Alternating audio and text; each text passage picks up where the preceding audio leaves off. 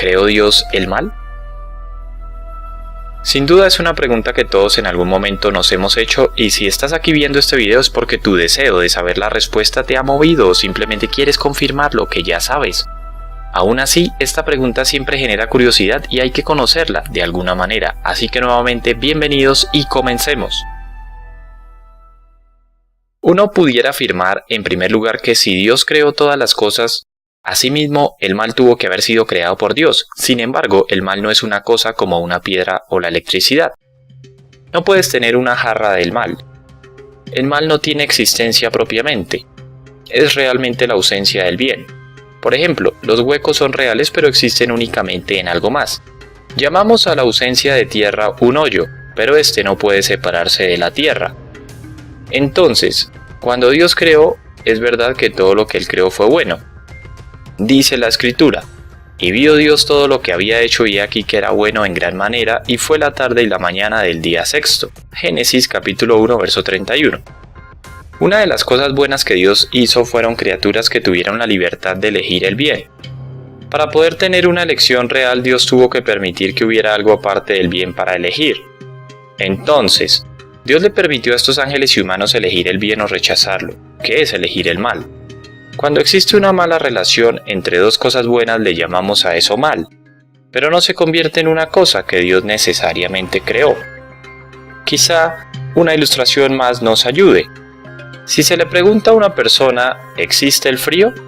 Probablemente la respuesta sería sí. Sin embargo, esto no es correcto. El frío no existe. El frío es la ausencia del calor.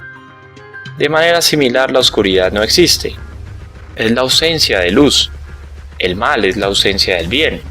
O mejor, el mal es la ausencia de Dios. Dios no tuvo que crear el mal, sino que tuvo en cuenta la ausencia del bien. Dios no creó el mal, pero Él sí permite el mal. Si Dios no hubiera permitido la posibilidad del mal, tanto los ángeles como los humanos estarían sirviendo a Dios sin ninguna obligación, sin ningún compromiso o elección. Él no quería robots, que simplemente hicieran lo que Él les programó que hicieran. Dios permitió la posibilidad del mal para que nosotros genuinamente tuviéramos libre voluntad y elección de querer servirle a Él o no. Como seres humanos finitos nunca podemos entender completamente a un Dios infinito.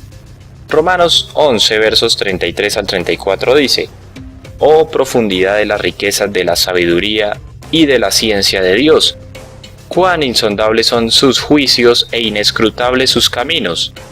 Porque ¿quién entendió la mente del Señor? ¿O quién fue su consejero?». Algunas veces creemos que entendemos por qué Dios hace algo, únicamente para darnos cuenta más tarde que fue para un propósito diferente del que originalmente pensábamos. Dios mira las cosas desde una perspectiva eterna y santa.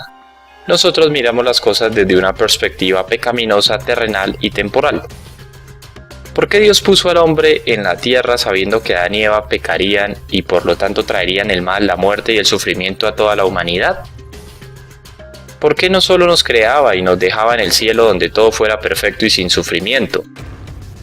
Estas preguntas pueden ser respondidas de alguna manera, pero nunca de la manera adecuada, y menos desde este lado de la eternidad.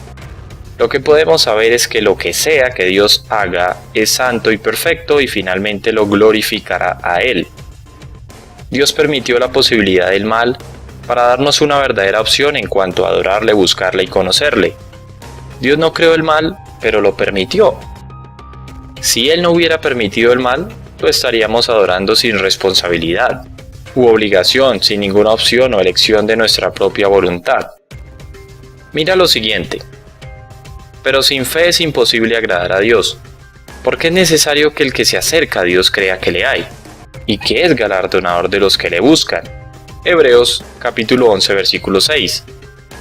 Ese versículo hay que contemplarlo, meditarlo sin apuros y con toda la mente posible para entender lo que Dios quiere de nosotros, para comprender la forma como Él actúa en este mundo y universo. Con todo lo dicho, sé que pueden quedar dudas al respecto, pero no te preocupes.